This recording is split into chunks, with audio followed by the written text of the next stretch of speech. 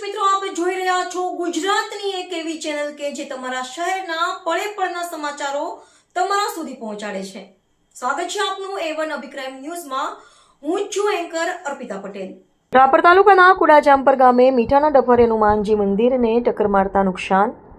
રાપર તાલુકાના કુડાજામપર ગામે આજે એક મીઠું ભરવા જતો ડફર હનુમાનજીના મંદિરમાં ઘૂસી જતા અકસ્માત સર્જાયો હતો. અકસ્માતમાં મંદિરના ભાગને નુકસાન પહોંચ્યું હોવાનું જાણવા મળ્યું છે.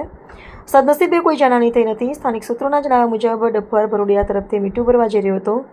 અકસ્માત બાદ ગ્રામજનોમાં રોષ ફેલાયો છે. ગ્રામજનોએ આક્ષેપ કર્યો છે કે ભરોડિયા ગામ નજીક આવેલી કેનાલ ઉપરનો પુલ લાંબા સમયથી જર્જરિત હાલતમાં હોવા છતાં ભારે વાહનોની અવરજવર યથાવત છે.